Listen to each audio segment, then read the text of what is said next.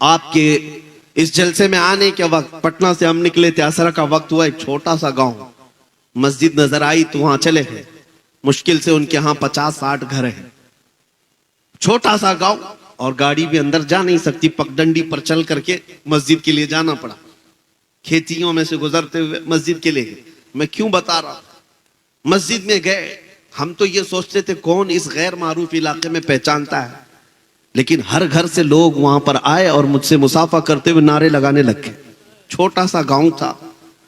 मैंने पूछा पहचानते हो? कहा आप पहचानते नहीं, रोज सुनते हैं आपको। अब जो नारे लग रहे थे, मुझे इस बात का ये नहीं है कि मुझे लोग पहचानते हैं। छोटी सी बस्ती है, बनियान लुंगी पहने हुए लोग हैं, लेकिन वहां नारे जो लग रहे हैं मसलके आला हजरत और ताजुल शरिया। उस दिन ये एहसास हुआ कि मेरे अजीजों, वो एक छोटी सी बस्ती है, छोटी सी बस्ती, इनमें से कौन है जो आला हजरत को देखा हुआ है? कोई नहीं है, कोई नहीं उनके जमाने का। और उस बस्ती में, उस छोटे से गांव में गया कौन है आला हजरत को सिखाने के लिए, आला हजरत की मोहब्बत डालने के लिए? उलमा कहां जाते हैं? बहुत कम। उस बस्ती में तो हमने देखा कि कोई है ही नहीं, छोटा सा गांव है।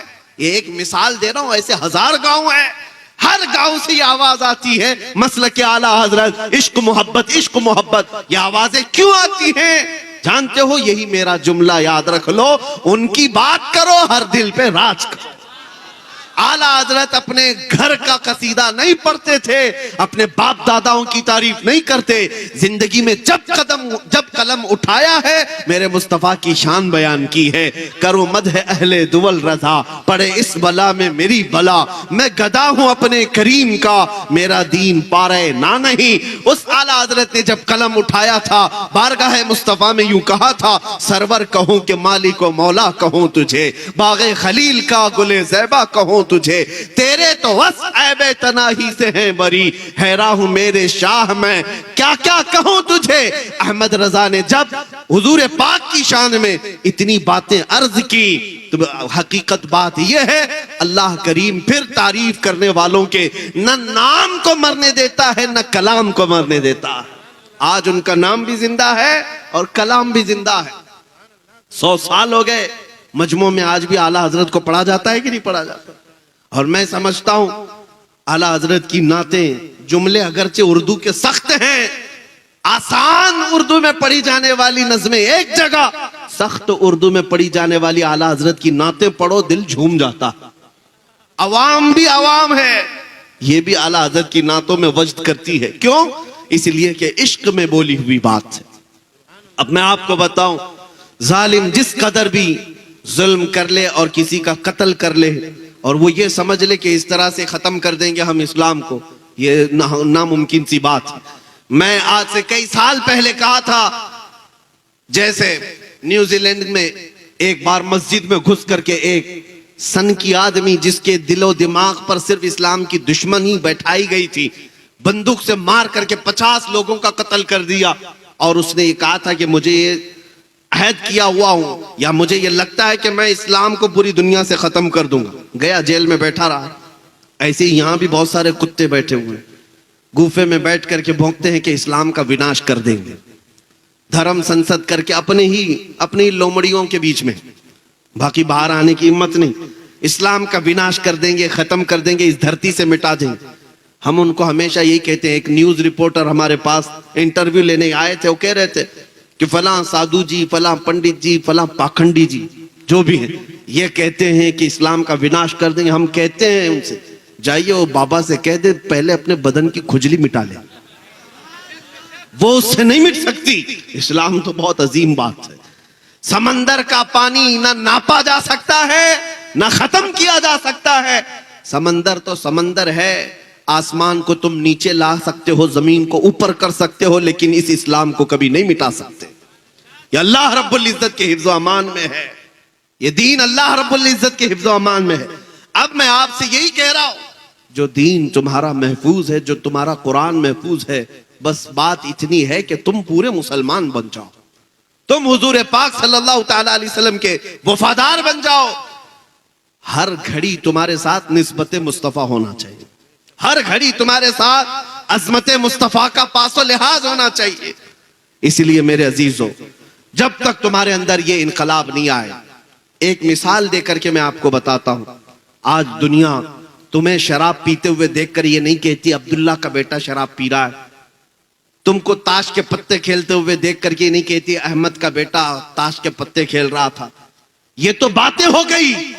दुनिया ये कहती है मोहम्मद अरबी का गुलाम शराब पी रहा है, मोहम्मद अरबी का गुलाम ताश के पत्ते खेलता है। दुनिया यही कहती है मुसलमान चोरी कर रहे हैं, मुसलमान धोखा दे रहे हैं। इस लफ्ज का एहतराम और पास और लिहाज तुम्हें कितना जरूरी है। तुम्हारे अखलाक सबसे बुलंद होने चाहिए। तुम इस धरती पर, इस जमीन पर खैर उम्मत बनाए गए हो, सबसे बेहतरीन उम्मत बनाए गए हो।